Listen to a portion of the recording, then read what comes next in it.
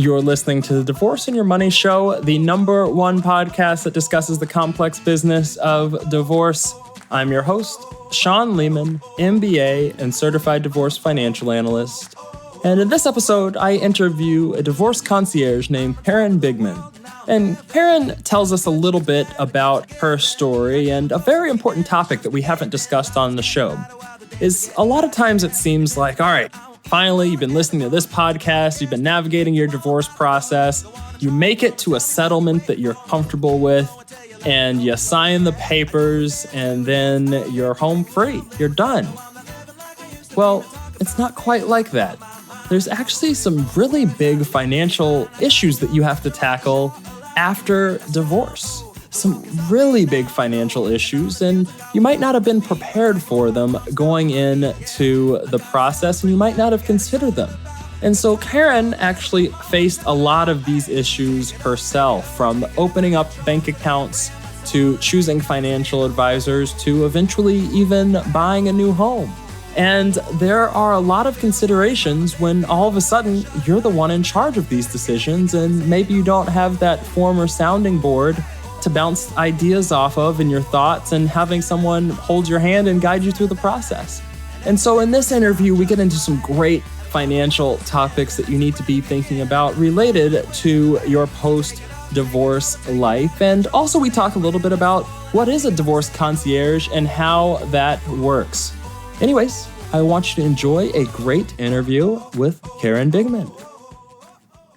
Today on the show, I have Karen Bigman. She is a divorce concierge and has some really great advice for you today. Karen, welcome to the show. Thank you for having me. Let's start with how you became a divorce concierge. If I remember correctly, you were married at the time. Is that right? Yes, I was. I was indeed married. At the time, my ex-husband and I had decided that we were going to get divorced. And was amicable, mutual decision, but it was still very emotionally difficult, although the process itself wasn't that complicated.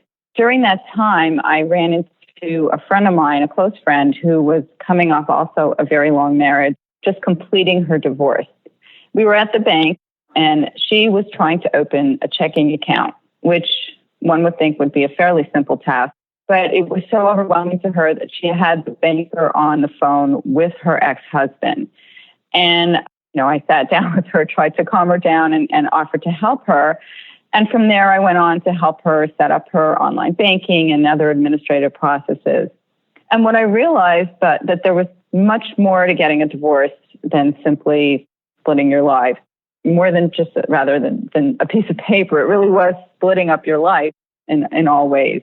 So I came up with this idea of creating a service that helped people both with emotional support and with the sort of administrative or logistical and tactical support of going through divorce, and named it the Divorcierge as a combination of divorce and being a concierge helping people.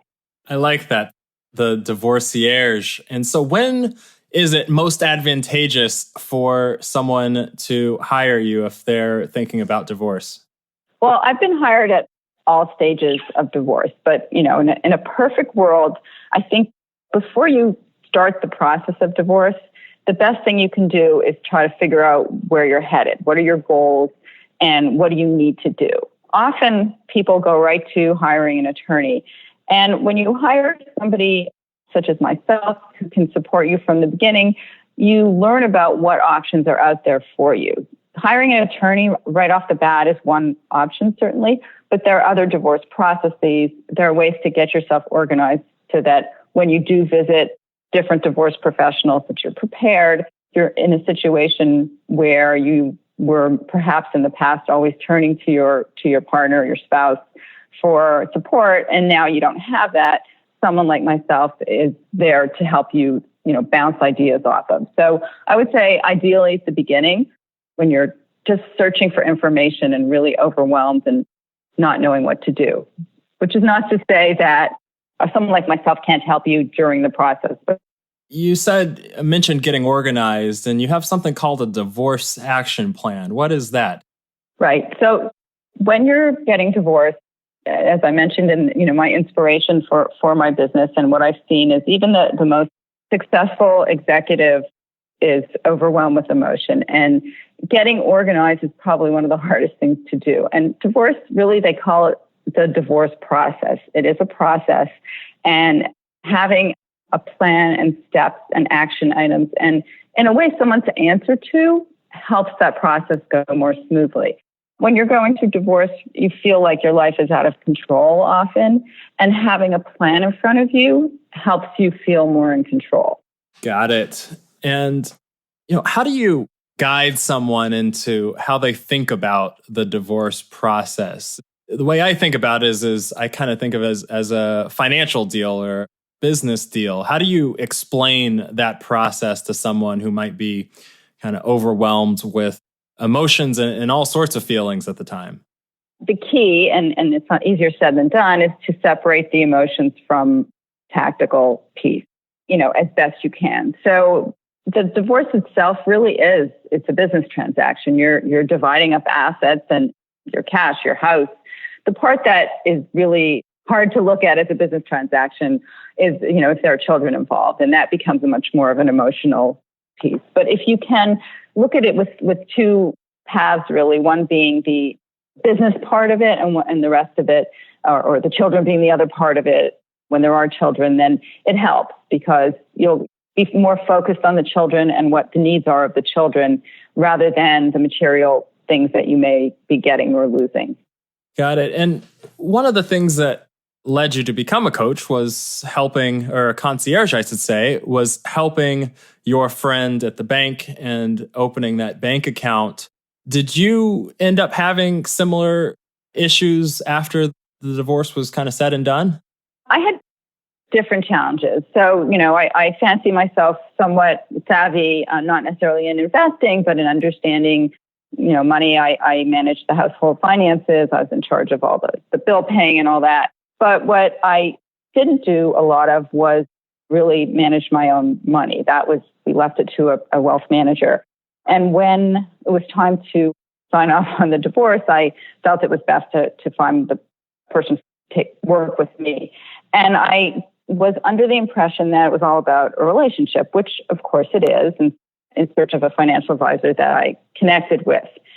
And as I began my search, I started to realize that it was a much more complicated process, that of course you want to find somebody that you like and that you trust, but that different financial advisors, different companies have different goals in mind, work with you differently, have different fee structures.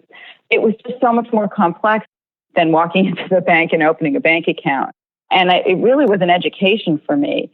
And what I've seen a lot of times, and I see this a lot with clients, I see this with just women particularly in general, that they kind of throw their hands up in the air and they're very happy to give them their money to somebody who says, I'll take care of it for you, and look the other way and just be thankful. I trust this person. They're not going to steal from me. This is good. And that's it. And that is clearly the wrong way to look at things. While I was a person, I didn't understand part of the intimidation is that it really is complicated.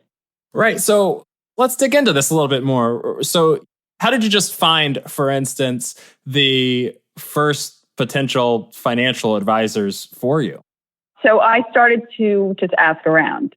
And what I learned was that what was amazing to me was that you definitely need certifications, but a lot of people look at the big banks like the Morgan Stanleys, the JP Morgan, or I guess it's Chase now. They feel like that must be where the right person is. And learning that actually the way that the larger institutions work are not necessarily in the best interest of a client. So there's the fiduciary responsibilities that are different. And so I really started getting myself an education on what the difference between a big bank and a small one-off firm. And it may be that one is better for one person, one is better for another. But that was sort of the first piece of trying to go through the process. And then for someone who's going to find, many people I know listening are going to find themselves in the same position. And I know a lot of people haven't even thought that there are differences between financial advisors. You said you educated yourself. What does that mean? Is that from conversations, or did you read any books in particular? Or tell me about your education process. It was a lot of talking to people. I was also starting to get into my business. And so I learned about the different, mostly it was people who were working with a lot of divorced clients, because that tended to be where I was sent. I learned, like you, there are a lot of people that are certified in something called Certified Divorce Financial Analyst, which was a certification that began to become important to me at the time. I learned that just talking to somebody, it's just like some ways like finding an attorney for your divorce. Someone that was good for your friend isn't necessarily someone that will be good for you. That your friend's financial goals might be different, that the complexity of that person's portfolio may be different. One person may have very diverse assets. Another person may simply have a lot of cash and they need an income to live off of going forward. Everybody's different. And so it's not enough to just find somebody you like. You want to make sure that that person is really explaining to you what's going to be happening with your money, and that you feel comfortable that you are going to be able to survive for a long time to come on the income that you have coming in and based on your spending patterns. And that they're going to help you go through and budget and explain to you. Because someone just taking your money and saying, don't worry, I've got this, you want to know that, but you also want to know what they're doing. That was what was really important to me, to have somebody that could really explain it to me. Let me just ask a basic kind of financial literacy question. When you embarked on this process, did you know a lot about stocks and bonds and mutual funds and things like that? Or did you kind of learn as you've gone along? I knew what a stock was and what a bond was and what a mutual fund was, cursory knowledge. And I won't tell you that I know that much more right now. I'm not an investor. I do leave the investing to somebody else. But what I do know is that when they're going to make an investment on my behalf, they let me know and I understand what they're investing in. And it may be a very sophisticated tool and I don't need to know the complexities, but they know that I'm looking over their shoulder. And I think that's what was really important to me. Nothing's guaranteed. No one can guarantee you a return. No one can guarantee you an outcome in your divorce. No one can guarantee you a return on your portfolio. But you want to know that somebody is moving in an alignment with where you would like to go. And I'll give you an example. If you were somebody that loves risk and they're investing in very risky investments, then that's great. But if you're someone who needs a certain income and you need that income to last and risk is not a good thing for you, you want to work with somebody who's going to follow what works for you and what's going to keep your money safe for the long term.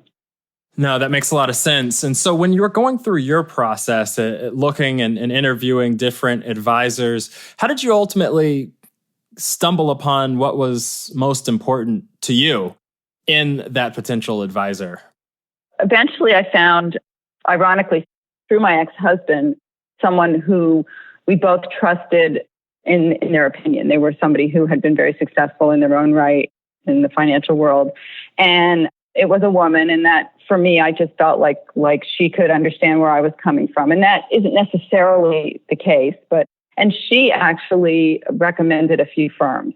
And her recommendation was more valuable to me because she didn't have a vested interest in which way I went. She certainly didn't know what kind of assets I had, but she had a sense of what I might be looking for. And so from her recommendations, I interviewed a couple of firms, and I ended up going with a firm that I felt comfortable met the criteria, that was listening to what I said and was open to spending the time with me to explain things. And I have the financial training in the sense that I have an MBA, but I am not by any means a sophisticated person when it comes to investing. And so to me, I wanted to get it on the high level, and I didn't want anyone pulling the wool over my eyes.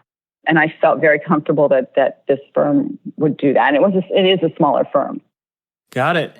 One of the challenges too is if you pick an attorney, for instance, there's a lot of risk in picking that attorney, and you're kind of stuck with them for a while. And you don't always know if you got the right one or if someone else was a better fit. For the firm that you ultimately chose, how do you know that it's the right choice, or how would you guide someone in knowing that that's the right choice, as the time goes on? Because it's probably going to be a very long relationship with them. Right. Well, first of all, as I would say with an attorney, it's a hard process to move, but if something is not right, then you need to know that it's time, that moving isn't the thing to do. And it's the same with the financial firm. Nothing is forever. If you don't feel comfortable over time, then it's up to you to make the choice to move on. But I think more importantly, you need to be on top of it. I mean, they are not perfect. There were definitely issues that came up, and had I not been looking, things might have gotten slipped through the cracks. And it wasn't necessarily something underhanded. It was just certain administrative things that didn't always work properly. So it's really important to keep your eye on the prize and to make sure that you have an ongoing relationship with this person and with your money. I mean, there are ways.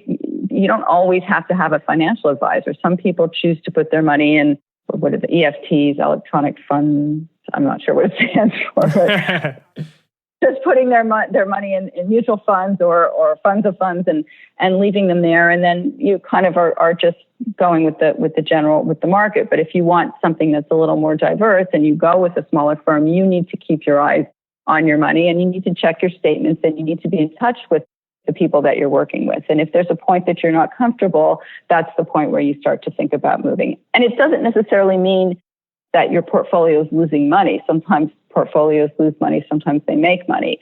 But you do have to keep your eyes on things, and you need to ask the questions. And it could be that it's not going in the direction you thought it would be going, and that could be a perfectly valid reason. It could be the market's not going the way we all thought it would go. I mean, these are very erratic times. But it could also be that you need to change strategies. And if your advisor's not willing to work with you, then that's something that you might want to think about moving to a different advisor. No, that's great. And so, it's very clear that one of the biggest decisions you had to make was figuring out all of a sudden, what do I do with this money that I have, and trying to get your post-divorce financial picture in as good a shape as possible. Were there other kind of big financial decisions that you made outside of choosing a financial advisor? The biggest one I made was after a couple of years, I had been renting an apartment. I decided that I was going to buy. Oh, and I guess, a very basic question that I totally overlooked is where are you in the United States for the reason that you were renting an apartment? Right. So I live in New York City. So buying an apartment here is not always, I suppose, buying a home anywhere is not always easy. But in New York, there's different kinds of apartments and different, obviously a lot of different neighborhoods. And I finally settled on a particular apartment, and just the decision to actually buy something was quite big, and I didn't really realize it. And I was going to the closing on the apartment, and all the mortgage banker was lined up, the broker was lined up, everyone was lined up, and like a good New Yorker, I took the subway. I got onto the subway platform, and out of nowhere, I burst into tears. And I can still remember that moment. It's New York, so not too many people were looking at me, but I felt very embarrassed. And I started sobbing, and it came out. And by the time I got down to the closing, and my broker's a lovely person, and she sat with me, outside the room, I realized that, of course, spending an enormous amount of money on an apartment is scary.